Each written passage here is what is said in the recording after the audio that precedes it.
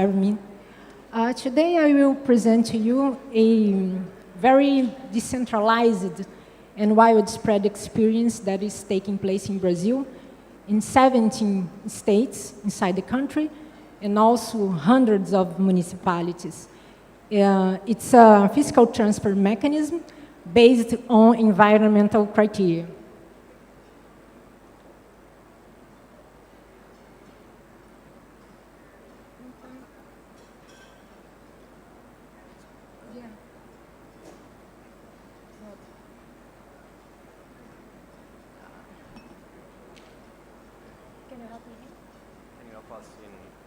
Just a minute, please.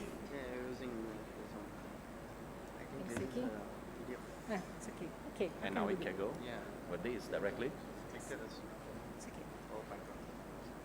Well, firstly, I just would like to show you a little bit about our national tax system. The Brazilian national tax system is very sophisticated and complicated. Here, I will just show you the kind of taxes that can be imposed inside the country. Under the Brazilian Constitution, we have the federal taxes, the state taxes, and also municipal taxes. The federal taxes are the most representative. They are taxes on importation, exportation, income and earnings, industrialized products, financial products like credit, bonds, insurance, rural property, and also large fortunes. The state taxes in Brazil are taxes on inheritance, tax on circulation of goods and services. This one is the one that we are going to discuss today, and also tax on vehicles. And we have also municipal taxes, which are urban taxes on urban buildings and urban land property. We have taxes on transfer of real property, and also tax on services. From all those taxes, two of them have already some green components. The first one is the one that we are going to discuss, is the circulation of goods and services, which we call it ICMS. And also, from the municipal tax, there is one that is becoming very interesting in terms of supporting conservation, is the IPTU, the urban buildings, and the tax on urban buildings and urban land property. This one is, just to mention it because it's not the objective of our talking, but this one is functioning as with a deduction, tax deduction for those individuals or companies which are committed with sustainable buildings. So it's very interesting, but it's for another talk.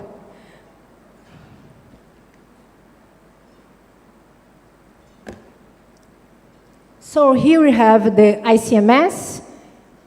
As I already said, it's a tax over circulation of products and services. Some main features is a tax on consumption.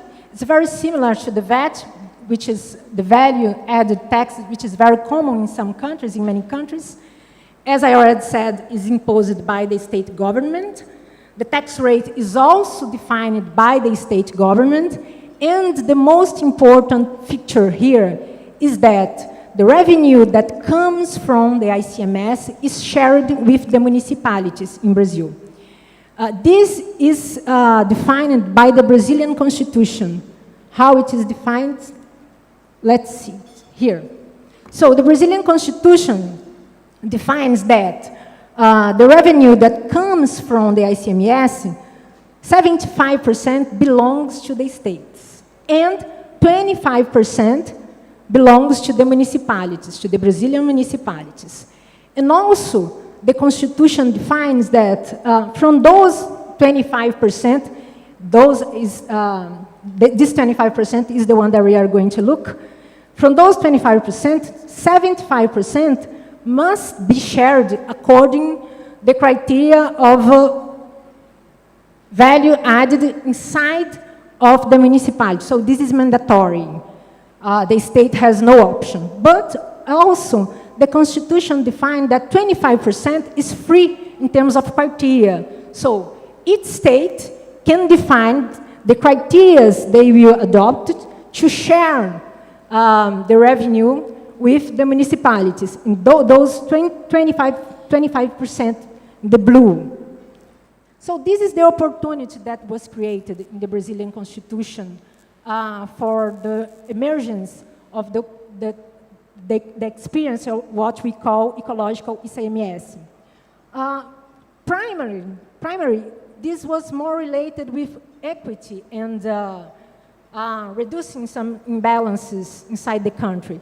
But at some point, the agenda of equity met with the agenda of environment, and we have the ecological ICMS. It was born.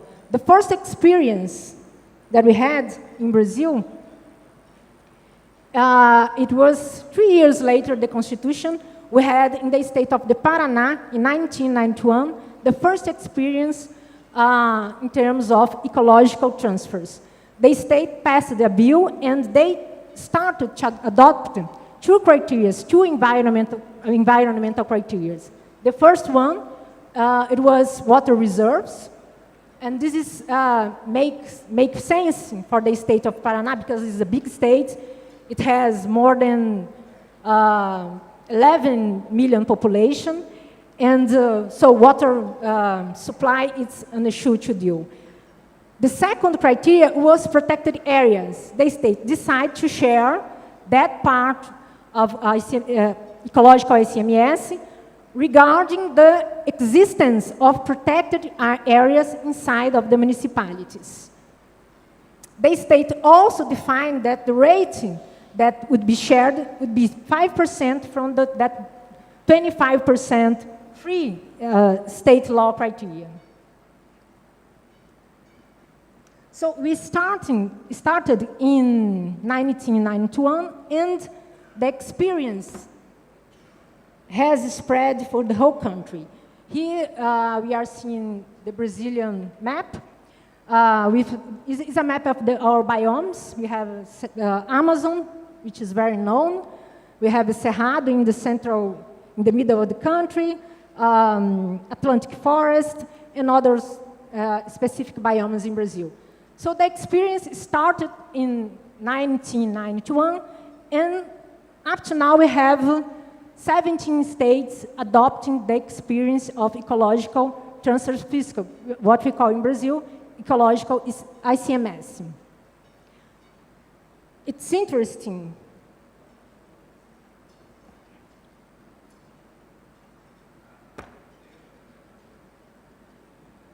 Here's just to show you how different those states are. Here we have the 17 states. The population, you can see, we have a state like São Paulo with 44 million people, Minas Gerais with more than 20 million people, Paraná with more than 11 million people, and we have also some small states that not hit yet 1 million people. In terms of the GDP, the share of the GDP, they are also very different. It's not, so we are not just talking about, we are not talking about the richest states inside the country, and we are not talking about the poorest states. We are talking about a mix of states that by now are adopting this instrument. If you look here, the percent of the GDP share, São Paulo is the richest state in the country, has 32% of the GDP. We have others with 2.2. We have Paraná, the state where, which I mentioned, with 6.3. So they are very different in terms of region, in terms of biome, in terms of population, in terms of wealth. And all of them, of these 17 states, are now operating the ecological ICMS.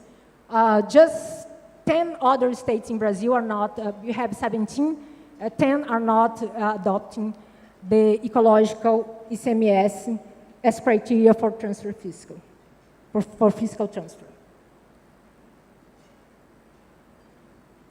Here, just to show you the importance of the ICMS, we are not talking about one tax. In fact, we are talking about the most important tax for the states and also for the municipalities. So it's relevant in terms of the revenue that comes from this tax. If you look here, this chart is showing the percent of the ICMS revenue in terms of the total tax revenue inside of the state. So you can see that most of them, the ICMS accounts for more than 8% of the total tax revenue.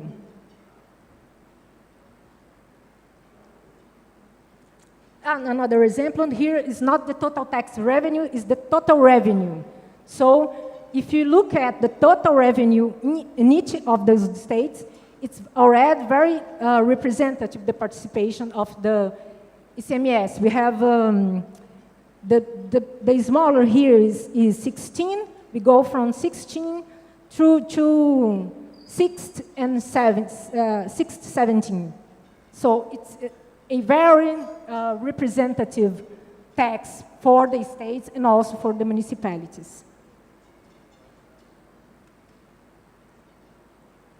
Here, we are just looking the tax, the percent of the, as I said, we have here the 25% of the ICMS that could be shared, of the 25 from the 25% that could be shared with the municipalities. Here we have the tax, the rate tax that each of those states defined for sharing. So São Paulo is 0.5, Minas Gerais 1.1, Amapá 1.4.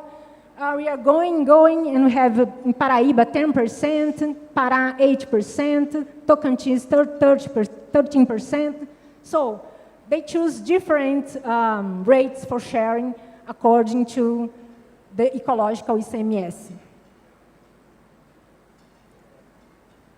This is very interesting because it's the criteria that the states are using for sharing the ICMS. As I said, the state of Paraná, the first state that adopted the ICMS, choose two criteria: water reserves and protected areas. If we look here, protected areas is in fact the most common criteria. From the 17 states, 16 choose the criteria of protected areas. So if the municipality has inside it protected areas, it will be able to receive incomes from the ecological ICMS. The second most important criteria is sanitation. 10 states adopted it. And we have different criteria because the Brazilian states are different and they have, this table show us the different priorities and preferences that the states have, and also the different problems and issues that they are dealing with. We have here deforestation and deforestation inside protected areas as a criterion. We have certified rural production as a criterion, and this one is very specific and is related with the state of Acre. Acre is a state from Amazon, where is known that there is a large group of population, local communities, indigenous people. So this criteria, it's certainly a criteria to attend those groups. We have other criteria like environmental education, pollution control, wildfire prevention and control, environment policy performance and environmental management, building regulations, soil conservation, and also we have forest stock. Forest stock is very interesting because when we are talking about protected areas, we are talking mostly about public areas. We have in Brazil one category of protected area which is private, but it's less representative in terms of protected areas. When we are talking about forest stock inside of the municipality, we are talking about all the forest stock. So we are talking about protected areas, We are talking about public areas which are not protected area, but we are looking if they have conservation or not. And we are talking also about conservation inside the private property, which is very interesting. This criteria is also very particular, is a criteria from the state of Pará, a state from Amazon where deforestation is a big issue to deal. So the criteria that the state of Pará decided to choose, they are all very related with deforestation, as I will show you later.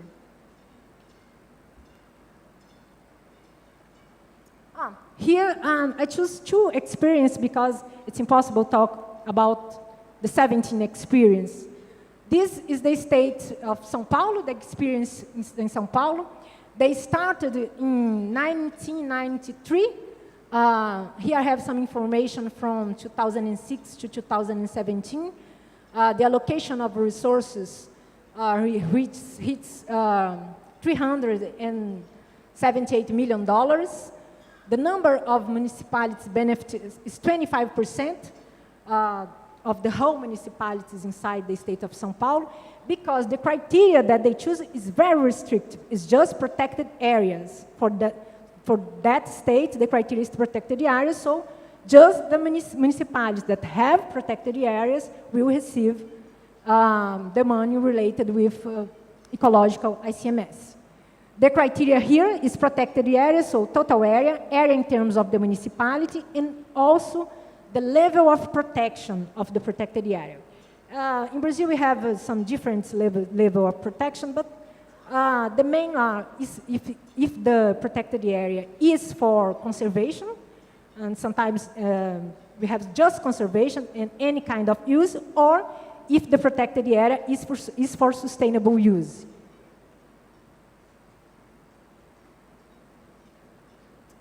Here another experience is from the state of Pará, in the Amazon forest region. It's a new one. I think the state of Pará started to transfer according to ecological criteria in 2012, so it's a new one. From 2014 to 2017, the allocation of resources was around $170 million. And this is a different perspective, because the state of Pará decided that they will share the ecological ICMS with all the municipalities. It's different from the first perspective, but they have different criteria. It's a more comprehensive group of criteria. And as I said, first, they are very related with the fighting against deforestation. The first criteria is Forest Code. The Forest Code is the main law in Brazil related with forest protection. And it has some important instruments. The first one is CAR. CAR is the public registry of, it's public and electronic registry of the rural properties in Brazil. So anyone here, if you Google it, see CAR, you will see the CAR.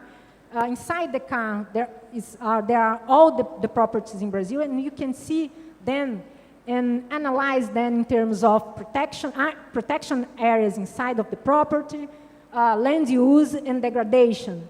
And the CAR is mandatory for all rural properties. So this is one criteria. The second criteria that the state of Pará chose is the percent of protected areas and also deforestation inside the protected areas. Another criterion is forest stock, as I explain later. And we have also environmental management. Here they are looking if the municipality has legislation, environmental council, environmental funding, technical capability. So they are looking the system of environment inside the municipality as a criterion for sharing the ecological ICMS.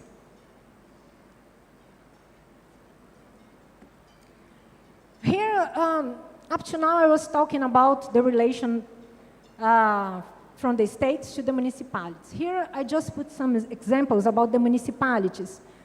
looking at those municipalities that are receiving the ecological ICMS.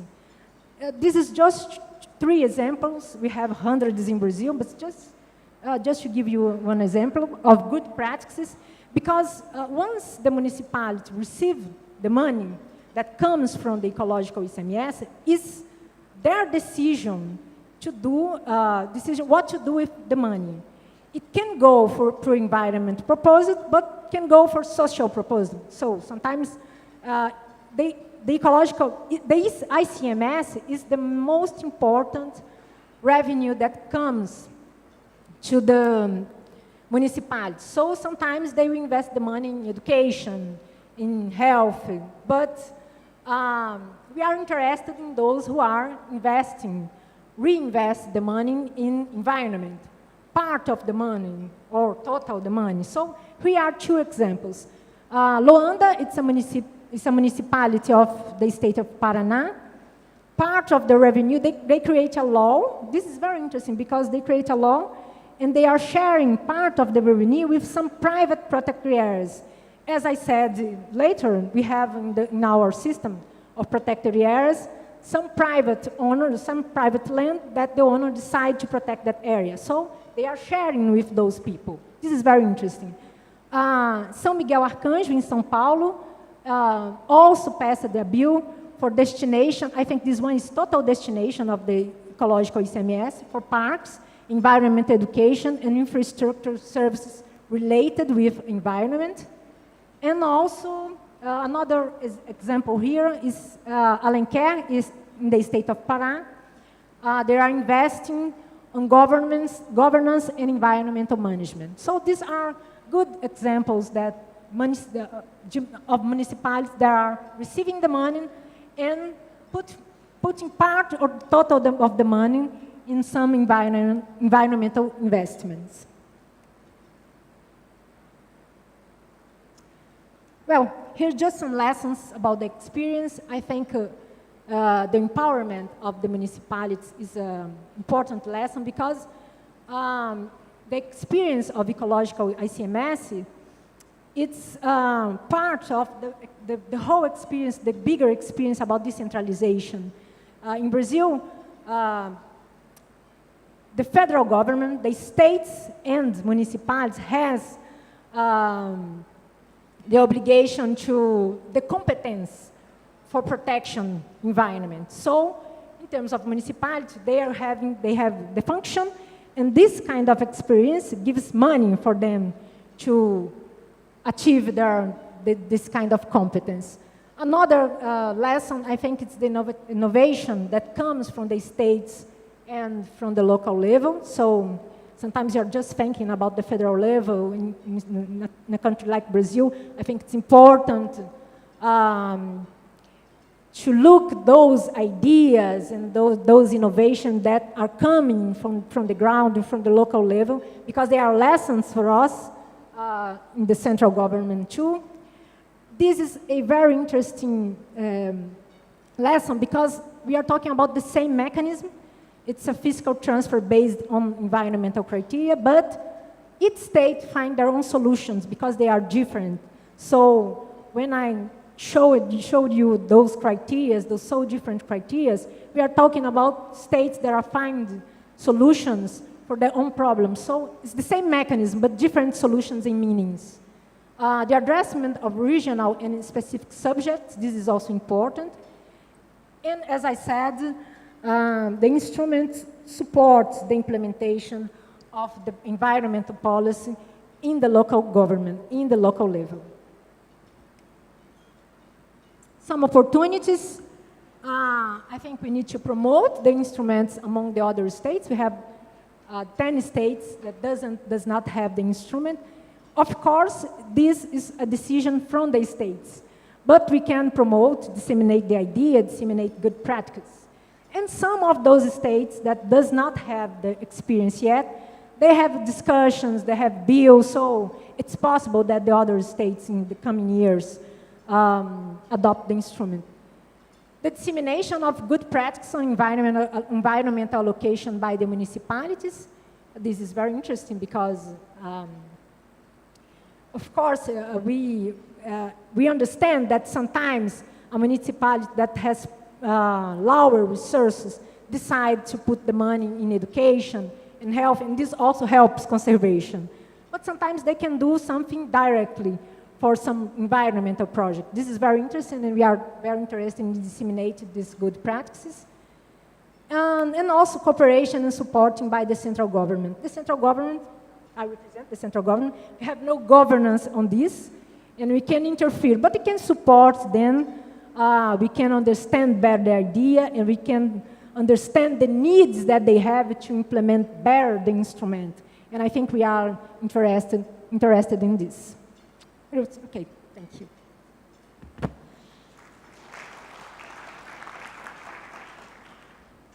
Thank you, Marcia. That's a pretty interesting way to look to a mechanism to compensate decentralized jurisdiction for the cost of providing ecological goods and services. Please, Niels, we're running out of time. Sorry to be a little bit late. So please go with your presentation.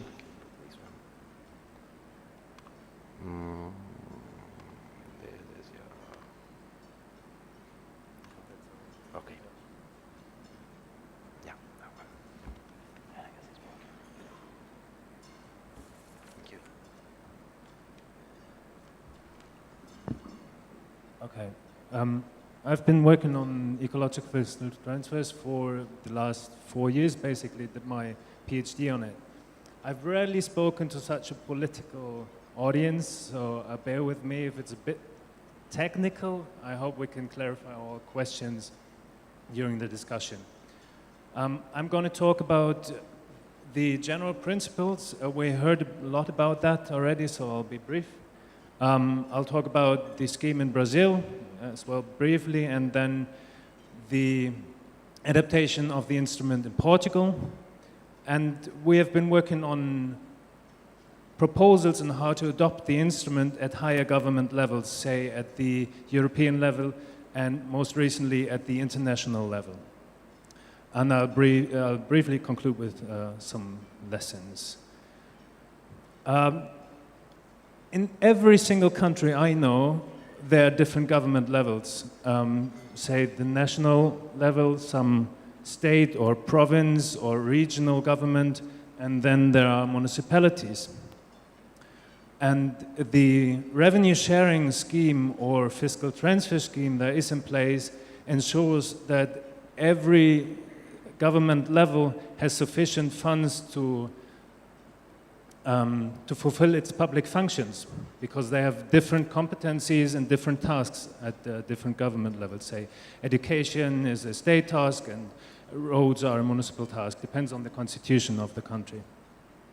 The idea of ecological fiscal transfers now is that we introduce an ecological criteria, mostly at the decentral level, for, say, protected areas, watershed protection. We heard a lot about different criteria that are in place in Brazil, such that protected areas or watershed protection areas are becoming a source of income for the municipalities. And we wanted to know whether this designation of tax revenue for ecological criteria actually creates an incentive for municipalities to create more protected areas. So that's what we analyzed in Brazil. We've seen this graph. I just wanted to point out that the major share of the value-added tax remains at state government level, and a quarter of it goes to the municipalities, and out of that quarter, a quarter is distributed according to state criteria, and there are a lot of state criteria, and among those, there is a tiny share of the ecological fiscal transfer. So it's not huge money. It's a relatively tiny share, but we can still observe effects, which I find quite interesting. Here you can see how different states in Brazil have adopted the instrument over time. There's some sort of learning going on. Minas Gerais, actually, they are still in the scheme. That's a mistake. I just couldn't find the latest version of this one. So by today, we have 17 out of 26 Brazilian states that have already adopted the instrument. And I think we can expect some more. If we look at states that have the instrument and states that don't have the instrument, what we can observe is the states with the instrument, with the ecological fiscal transfers, have a higher share of protected areas. Yes? So there might be an effect of the instrument, but we don't really know whether they first designated large national parks, for example, and then the municipalities demanded compensation for it, or whether it was the other way around. They implemented the instrument, and then municipalities were incentivized to designate their own protected areas. So we looked at that over time. And we have to differentiate between different protected area levels, because in Brazil, each government level can protect their own protected areas, designate their own protected areas. There's national parks, there's state parks, and there's municipal parks, and all different criteria. So for the state and national protected areas, we cannot observe that there is a significant effect after implementing the ecological fiscal transfers at the dashed line. Yeah, there is no real change in the trend of designating, creating protected areas. But for the municipal level, there is a significant effect on average over all states that have the instrument. We can observe that there is a shift, an increase in the trend of protected areas, of municipal protected areas. And that means that there's a double function of the instrument. It's a compensation for national protected areas. Municipal governments receive money for hosting national parks, but it's also an incentive for the decentral protected areas, which is in addition to the national protected areas. Okay, so in 2007, Portugal learned from Brazil and adopted the instrument at the national level. I mean, Portugal compared to Brazil is really small, right? So implementing that at the national level is maybe not as difficult as in Brazil, but again, it's a really tiny share for different funds. And out of like a subdivision of one of those funds, there's an ecological criteria. But again, we can observe effects. So looking at what happened in Portugal over time, after the designation of the instrument, if we look at the ratio of municipal over national protected areas, which measures the degree of decentralization in conservation, right? If the municipal protected areas increase, then the ratio rises and we have more decentralized conservation going on. So after the implementation of the instrument, there's a lag of about 1 year, and then we observe a large increase in the ratio of municipal to national protected areas. And if we compare that to, say, a prediction of the trend, then we can infer that this is a causal effect of the ecological fiscal transfers. So there is decentralization going on through ecological fiscal transfers. I think due to time, I might skip. No, we're fine? Okay, good. So learning from the Brazilian and the Portuguese experience, we thought if that's really having such an effect on protected areas, we might propose an adaptation of the instrument to higher government levels. And we've been working on one proposal for the European Regional Development Fund. So, and we designed or proposed in an instrument that is based on the quantity and the quality of Natura 2000 sites, which are the European protected area category. The quantity is basically as similar as in Brazil. The share of Natura 2000 sites of a region, and the darker the green, the larger the share.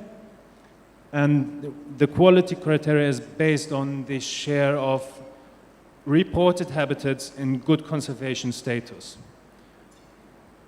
I mean, since it's a proposal, we don't know what would come out of it, but we have analyzed who would get the money. And the darker the green, the more money regions would get. We have simulated the scheme, right? And one important thing here is, I mean, it might not be as obvious in that map, but the beneficiaries would mainly be relatively remote, touristically and economically less developed, and mountainous regions. That is to say, the instrument would be in line with the cohesion goal of the European Regional Development Fund. That is to say, poorer regions should get more out of it, such that we equalize the state of the economy. So, for example, like remote and poor regions get the most out of it. So it's a fair instrument, and we'll have to see whether that is going to be taken up. And our latest work has been on a proposal for an international adaptation of the instrument. We have developed like different designs. One is ecocentric, that's just protected areas. Large states as Russia would get large amounts of money because they have large areas. So we thought the socio-ecological design could actually integrate the Human Development Index such that less developed states get more out of the instrument. Or we could also integrate population density such that less developed states with a large population or high population density get the most out of it. And I'm not going to go into detail, but you see, I mean, there are 3 columns. This is total sums. This is marginal incentive, 1% unilateral increase of protected areas would change the sum countries would get out of the instrument, right? And then this marginal incentive in percent of GDP. You see, this ecological design would benefit large countries. The socio-ecological design would benefit mainly Africa, but also Greenland and South America and Southeast Asia. And the anthropocentric design would be a bit more complicated. We thought we could evaluate that instrument according to its potential effect on closing the gap to reaching Aichi Target 11, which is terrestrial protected areas. We've grouped the countries into 4 groups. The red is the largest gap to Aichi Target 11, and then we analyzed where the incentive would be the strongest. And complicated graph. Basic message here is the socio-ecological design creates the highest incentive consistently for the countries that have the largest gap to reaching Aichi Target 11, which would help the implementation of the Convention on Biological Diversity. So, key messages. I should maybe start this way, because ecological fiscal transfers do not necessarily require additional funds, but they require a change in the distributive scheme, right? So it's not maybe as easy as one might think, because distribution is a touchy subject, but still you do not necessarily need additional funds, but still may help nature conservation.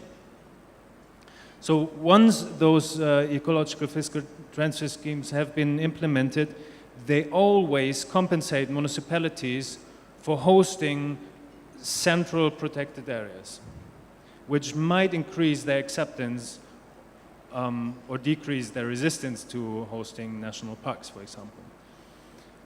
And the ecological fiscal transfers create incentives for municipalities to create their own municipal protected areas, which is in addition to the central protected areas, right? But that's only going to work if we have actual municipal competencies to create their own protected areas. That's not a common feature. In Germany, we don't have that, but Brazil does. And I just wanted to let you know that we have been working on policy proposals on how to adopt that very innovative feature from Brazil to even higher and international governmental levels. Thank you.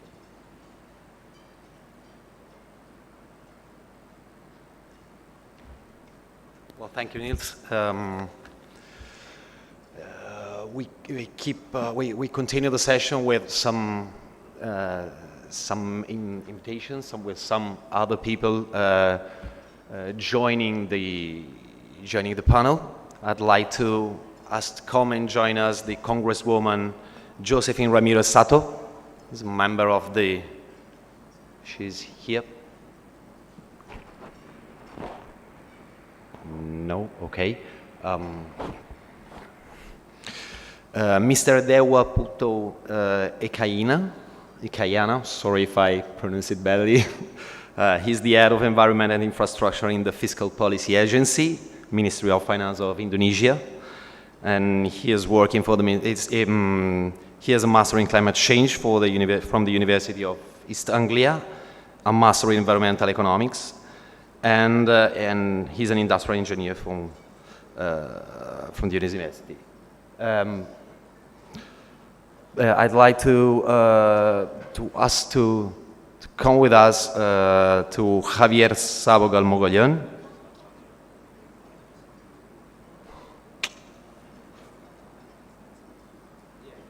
That is the advisor of the Deputy Minister of Finance of the Minister of Finance and Public Credit in Colombia. And finally, Mr. Dasho Lam Dorji. He's the lead expert of Biofin in Bhutan and formerly the Secretary of Finance in the Royal Government of Bhutan. And finally, the moderator, Marlon Flores, please, the moderator of the debate, Senior Technical Advisor at Biofin Global Team. Thank you, Matteo, and welcome, members of the panel. I'm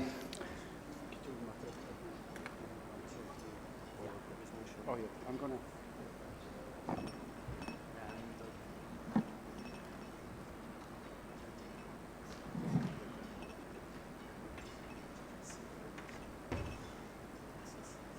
Welcome to.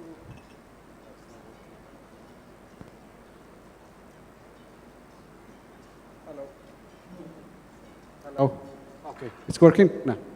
Welcome to the panel, ladies and gentlemen. Thank you for the presentations, very, very interesting. So we have a couple of topics that we like to explore with you about ecological fiscal transfers. So I'm going to just say that what the topics are, like one or two topics, in fact, and we're going to have a discussion about those two topics. We don't have individual questions for you, but anybody will volunteer and provide some initial comments, and we will follow up with that. So if any one of you have the freedom to intervene anytime.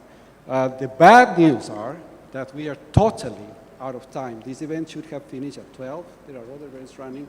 So we're going to do a maximum of a 20-minute round, because we have to go to another event which is going to be on hold because we're running late here. So I will kindly ask you that your responses or your comments are very concise and very specific. So please take 1, maximum 2 minutes to answer the question, because we don't have time. Okay, thank you so much. So all the information I have seen on the screen is fantastic. Everything seems to be positive. It is a financial mechanism, and a financial mechanism is better than no financial mechanism. Nevertheless, I would like to ask you the first topic is about is it possible that this is transferable to other countries? Obviously, it's because we've seen developments happening. But one of the criteria perhaps to look at when you try to apply this to other countries, it's, for example, ask a basic question like, are ecological fiscal transfer a cost-effective financial instrument to promote conservation and sustainable development? Is it something that has been looked at, or we have not yet looked at cost effectiveness of ecological fiscal transfer? By cost effectiveness, I mean that we get the better possible conservation at the minimal possible cost. So who would like to have the first? I mean, the data on cost structures in conservation of, like, in protected area designations is hard to get by. So we haven't really looked at how cost effective that is, but I would assume that it is cost effective because by creating the incentive that municipalities that have some remote, I don't know, watershed that they can easily protect would react the first because they can get money out of it. So, and only those municipalities then that can create a protected area under or up to the money they get out of the instrument would at least theoretically react to the instrument. Somebody wants to comment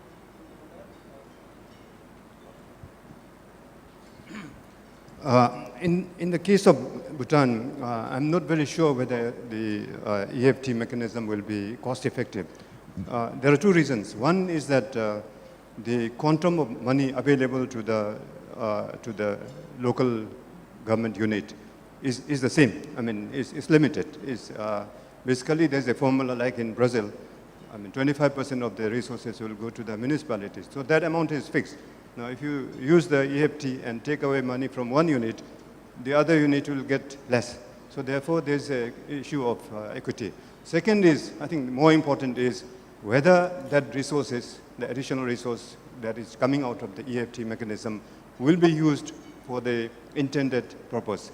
In the case of Bhutan, I think it is not happening because of several things. One is there's very little awareness of biodiversity and protected area management, etc., at the local government level. So that is why for them it's not a priority. Their priorities is in terms of infrastructure and a lot of other things. So this is not a priority. Second is there's a limitation of implementation capacity. So again, when you add in more resources to the local government unit, their capacity is stretched. So that is why I think the effectiveness of the EFT mechanism is a little bit limited in our case. Thank you. Thank you. Pablo? Yeah, and I would like to complement or go from what Lam said. It's like I would like to go a step behind in terms of if you want to distribute this money, you have to have the money. The amount of money, do you already have the ICM, and from that, the ICM, you can say, okay, we are going to do some ecological transfers. But I believe that defining that mechanism or that tax is really hard. It's not like, okay, we are going to put some tax and then we are going to redistribute it. That's a big deal. So taking the case of Colombia, I would say the tax that we can put into an example would be the carbon tax. And the carbon tax actually sort of like because it was included in the tax reform. And I think that's an important lesson. If we have had the intention of putting a carbon tax just because of the carbon tax, I'm sure a lot of people who have said, no way, no way you're going to increase the price of gasoline.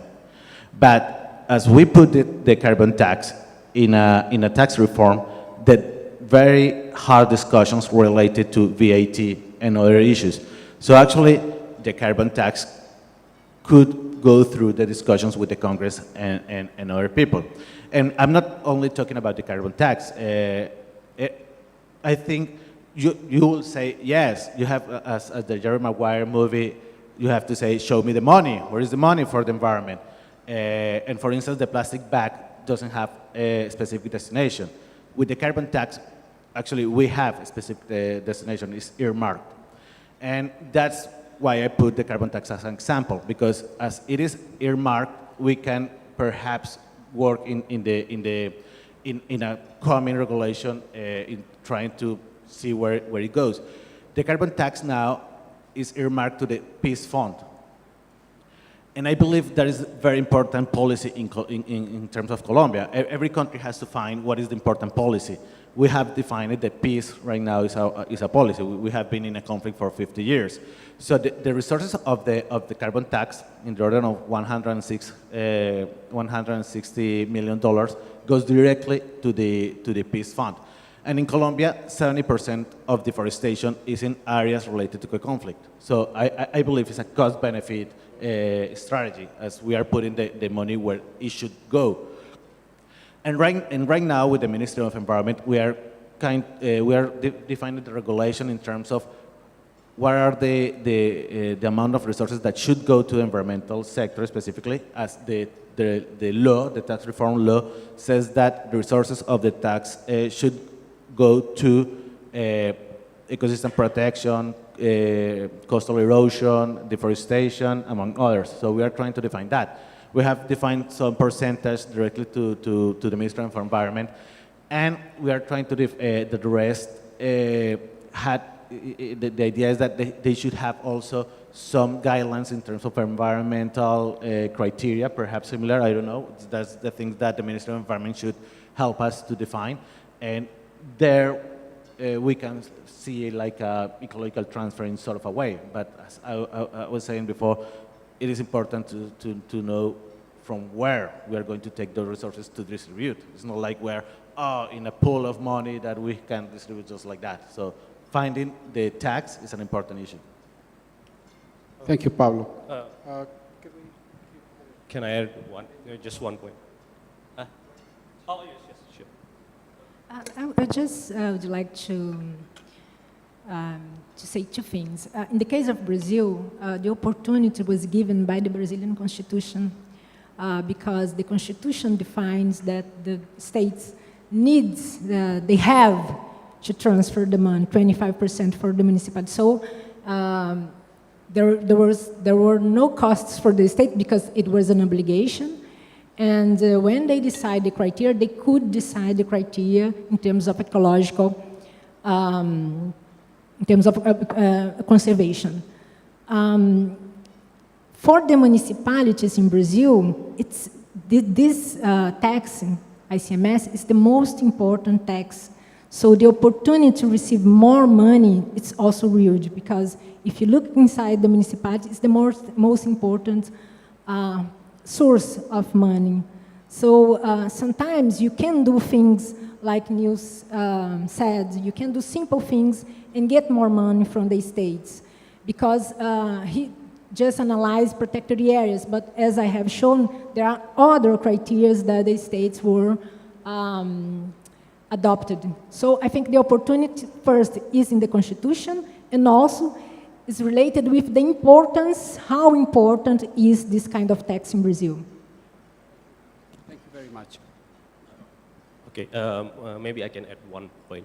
Our panelists here agree that the local government, the municipalities that do the conservation, forest conservation, biodiversity conservation, should get incentive.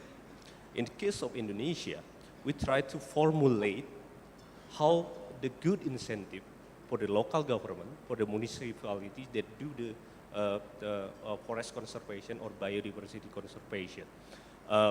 Right now, we only have a formula for local government, that's formula we call it a special purpose grant. That formula give fund incentive to local government that do reforestation and reboisation. That's become become a terrible, become a problem for us in Indonesia.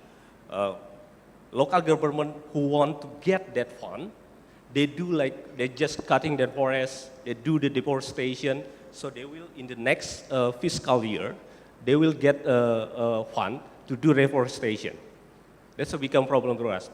So right now, in Ministry of Finance, try to formulate that's the good formula. So local government that try to conserve their forest will get the benefit from the incentive. Thank you.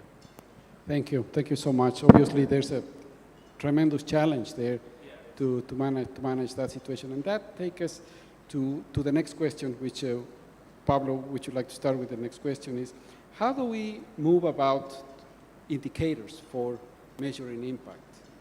How do we deal with that? Apparently, we have, for example, when we look at the needs of the financial needs of protected areas, if you look at Brazil, it's a huge country with an unlimited number of protected areas. Sometimes it's even hard to know how many protected areas are in Brazil. So what are the financial needs? How much it is needed for managing the protected areas, say, for example, in the municipality of Sao Paulo? And how much the ecological transfer is contributing to that financial need? Because Niels mentioned it's a very small percentage of what goes to protected areas. So if we have limited measures to look at a cost effectiveness, and we don't have measures still or are being developed to look at financial impact, then we have a critical situation that needs to be addressed. I mean, I see that there's a few miles to walk in terms of improving ecological transfer. So what's your opinion? Let's start with Pablo again.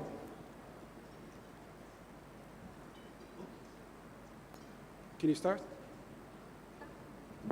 You. Go ahead. Wherever, okay. I'm sorry. It's okay. I'll go ahead. Well, Sorry about that.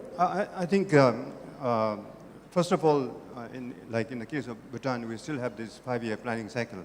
So things have to fit within the 5-year planning cycle. As long as it is the plan, then comes the financing part.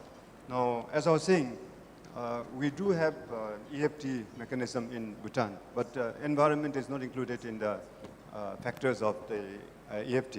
What we have done is to come up with an innovative financing mechanism for protected areas called Bhutan for Life. And it is a financing mechanism which ensures financing for protected areas for the next 14, 15 years.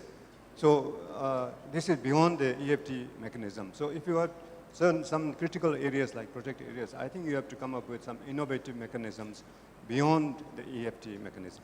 Thank you. Thank you. That's good. Yeah. Javier. Yeah, I think it would also would depend in terms of the level where you should find the resources. It's like if you go to the municipalities, can be perhaps harder. In the case of the tax I was talking about, as I said, it is earmarked to a specific fund. And the way we define the fund is a private fund with private regulations, those kind of things that we hope will help us in terms of following the resources and the impact of the resources. In terms of protected areas, that I feel is one of the most important topics in terms of the destination of the resources. In Colombia, they are defining or they are trying to get some resources of the tax to a specific program called Herencia Colombia, which is like Colombian heritage, focused on protected areas. So part of they are asking for part of the percentage of the resources go to this kind of programs. I believe perhaps these programs will help us in terms of following that. If the program delivers in terms of an increasing of areas, protected areas, or in terms of people managing the areas, that would be resources that we can show in terms of what we are trying to follow up from the resources that come from the tax. But it would depend also on the design of each of the country and how it works in terms of the source, but also the program or the municipality or wherever the resources go. Thank you, Javier. Thank you. Indonesia seems like Brazil. We as Michael Bay University countries, we are very difficult to decide to formulate the good criteria for the protected areas, because some of the protected area in Indonesia that's include one, maybe two, maybe three authorities of the local government. So this protected area become the indicator of local government A or local government B, or become local indicator A and B. That's very difficult for us to determine or to formulate protected area become the formulation of the EFT. So we try to negotiate between local government A and local government B, how the share of the formulation of the protected area. That's very difficult job for us from the central government. That's the one problem. The second problem that we face today is regarding the revenue of the protected area. How many percentage that will allocate it to local government A, local government B, or to the central government? That's become that's a political thing that we try to negotiate to many local government in Indonesia. So the formulation of the EFT in Indonesia still still in studying process, in negotiation process. Thank you. Yes, I think like ecological fiscal transfers, the way they are constructed in Brazil, are not going to solve every financing issue with protected areas. I totally agree that we need some earmarked funds, like Bhutan for Life, that recovers the basic costs for designating protected areas, and they may vary a lot between municipalities. A remote and relatively poor municipality that has a lot of forests might have lower costs for protecting their forests than a highly economic and industrialized municipality, say. Yeah. So I think we need this earmarked fund, and then in addition, an ecological fiscal transfer that is creating incentives might actually create an additional additional protected areas, but they are going to pop up where municipalities have the preference for it, right? And the area for it. So it's not going to be where the central government actually wants them to be, but they are be in a decentralized fashion. Yeah, thank you. Thank you, Niels. Obviously, the thinking about, for example, representativity. So where do you create a protected area? Where is a protected area needed? As opposed to create more protected areas wherever you can. And wondering also what is the transactional cost of establishing a ecological transfer vis-a-vis the amount, the financial capacity of transfer that the ecological transfer has. But you, in Brazil, you have I believe you have the ecological index. Is that something that you use in Brazil? You might not have it, but you use to define with more clarity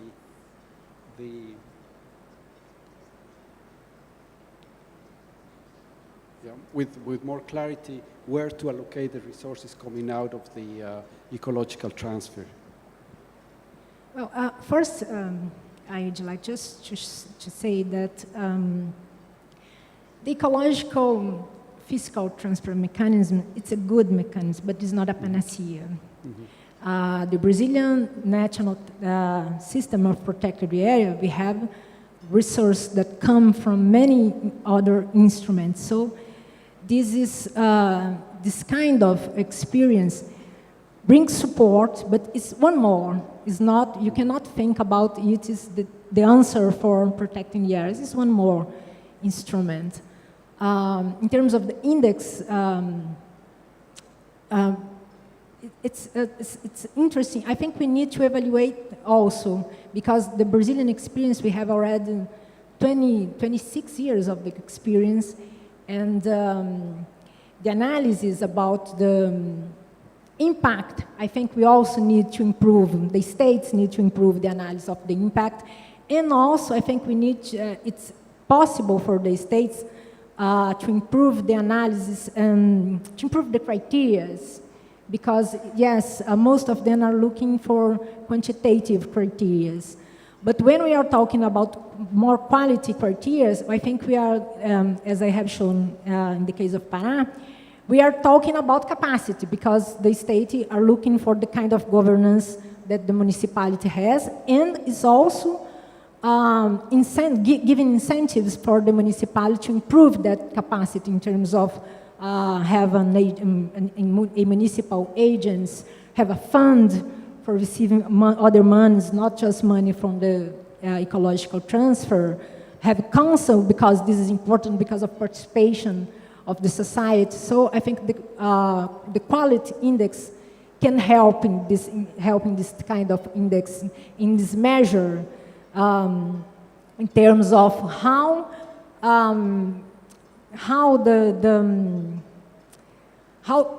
the municipality can in an effective way handle the management of protected areas. Thank you. Thank you so much. Javier, could you have the final word?